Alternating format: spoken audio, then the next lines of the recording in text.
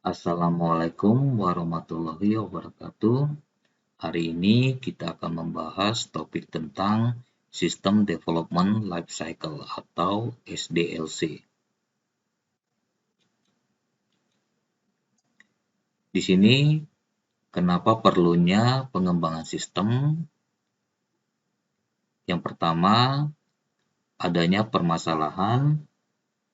Di sini adanya ketidakberesan pada suatu organisasi atau juga adanya pertumbuhan organisasi.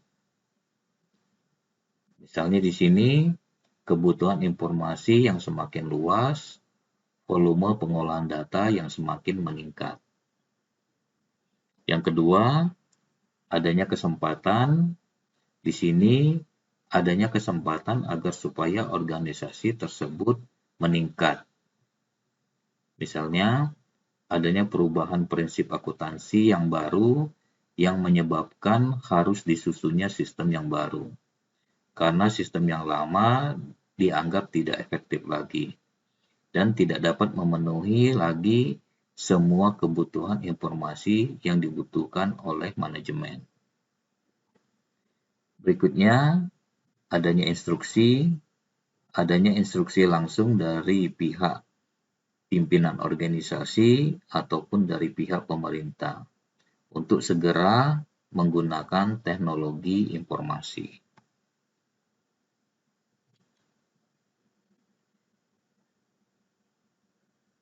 Siklus hidup pengembangan sistem atau SDLC adalah model konseptual yang mencakup kebijakan dan prosedur untuk mengembangkan atau mengubah sistem sepanjang siklus hidupnya.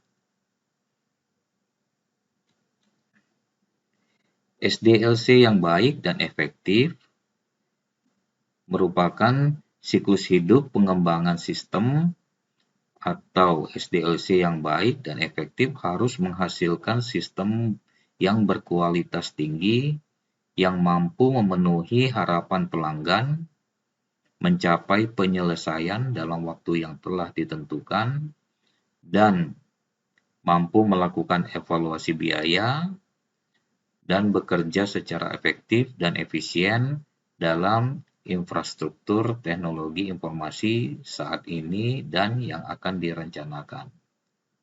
Itulah SDLC yang dikatakan baik dan efektif. Berikut ini adalah fase-fase dalam SDLC.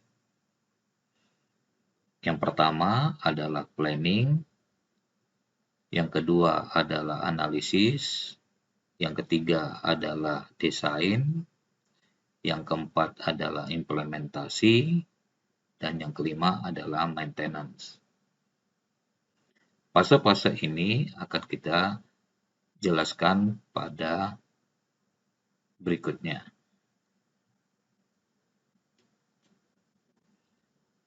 Fase SDLC yang pertama adalah planning.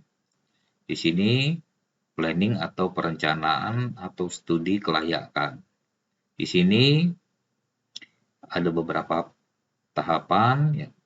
Misalnya menentukan masalah dan ruang lingkup sistem yang ada. Yang kedua, melakukan overview sistem baru dan tentukan tujuannya. Yang ketiga, melakukan konfirmasi kelayakan proyek dan hasilkan jadwal proyek. Yang keempat, selama fase ini, ancaman, kendala, integrasi, dan keamanan sistem juga harus dipertimbangkan. Yang kelima, laporkan kelayakan untuk seluruh proyek dibuat pada akhir fase ini. Inilah fase atau tahapan dalam planning. Berikutnya, fase atau tahapan dalam analisis. Di sini, analisis dan spesifikasi. Yang pertama adalah mengumpulkan informasi, menganalisis informasi, dan memvalidasi informasi. Yang kedua, tentukan persyaratan dan prototipe untuk sistem yang baru. Yang ketiga, melakukan evaluasi alternatif dan memprioritaskan persyaratannya. Yang keempat, melakukan pemeriksaan kebutuhan informasi pengguna akhir atau end user dan meningkatkan tujuan sistem. Yang kelima, melakukan dokumen spesifikasi kebutuhan perangkat lunak atau SRS atau Software Requirement Specification yang menetapkan persyaratan perangkat lunak, perangkat keras, fungsional, dan jaringan sistem disiapkan pada akhir fase ini. Inilah tahapan pada fase analisis.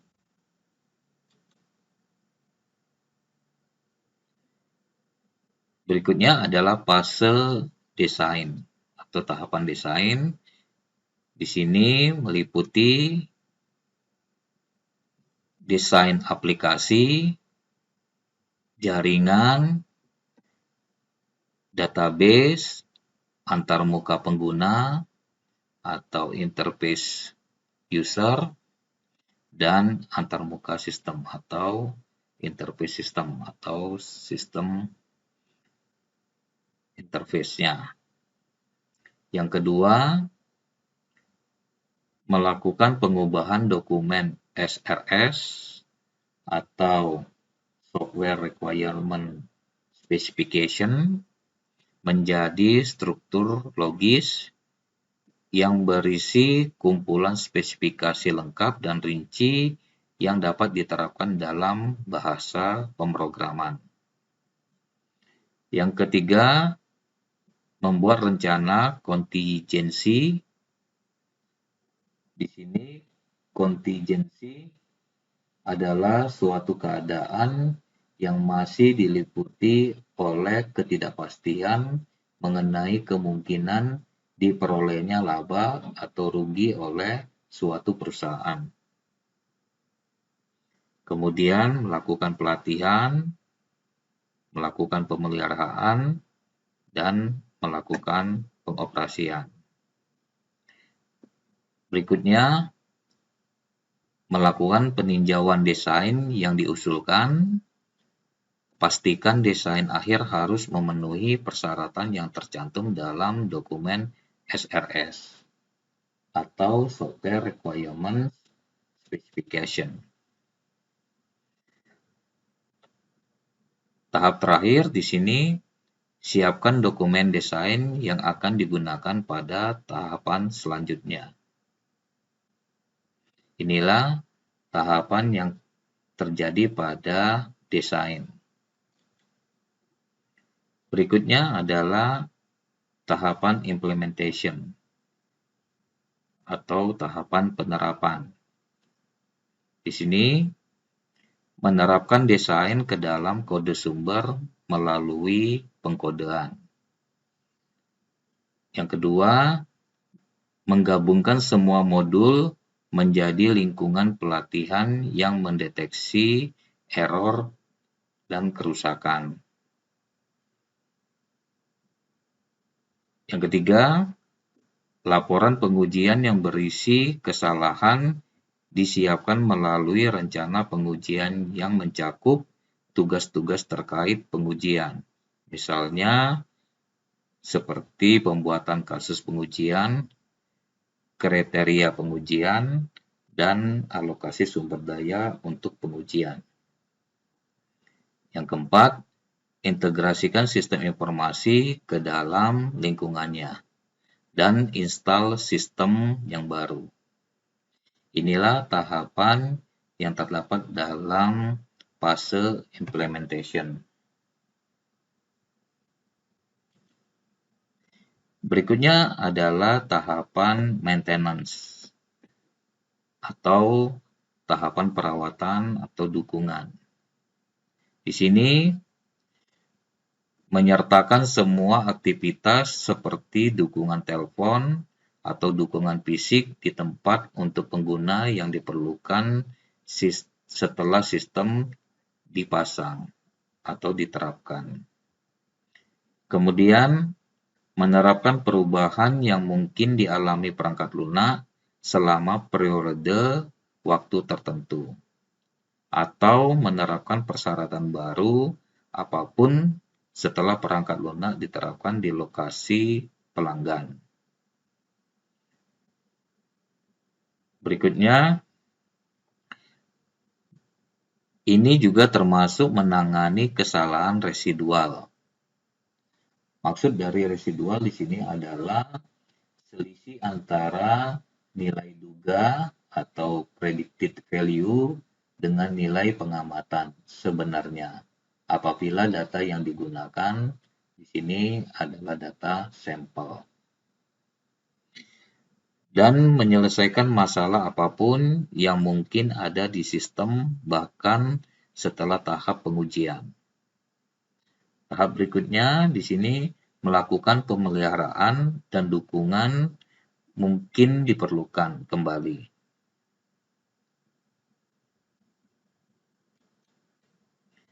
Berikut ini adalah keuntungan dan kerugian menggunakan SDLC. Kita lihat dari segi keuntungan terlebih dahulu. Yang pertama, tinjauan formal pada akhir setiap fase memungkinkan kontrol manajemen yang maksimal. Yang kedua, pendekatan ini menghasilkan dokumentasi sistem yang cukup banyak. Yang ketiga, dokumentasi format memastikan bahwa persyaratan sistem dapat ditelusuri kembali ke kebutuhan bisnis yang disebutkan. Yang keempat, ini menghasilkan produk perantara yang dapat ditinjau untuk melihat apakah mereka memenuhi kebutuhan pengguna dan sesuai dengan standarnya. Dari segi kerugian, yang pertama, pengguna mendapatkan sistem yang memenuhi kebutuhan seperti yang dipahami oleh pengembang. Ini mungkin bukan yang benar-benar dibutuhkan oleh si user atau pengguna itu sendiri. Yang kedua, dokumentasi sifatnya mahal dan memakan waktu untuk dibuat. Juga sulit untuk mengikuti arus. Ketiga, seringkali kebutuhan pengguna tidak disebutkan atau disalahpahami. Yang keempat, pengguna tidak dapat dengan mudah meninjau produk dan mengevaluasi apakah produk tertentu, misalnya diagram alir data, memenuhi persyaratan bisnis mereka. Inilah keuntungan dan kerugian jika perusahaan menggunakan SDLC. Terima kasih, semoga bermanfaat. Wassalamualaikum warahmatullahi wabarakatuh.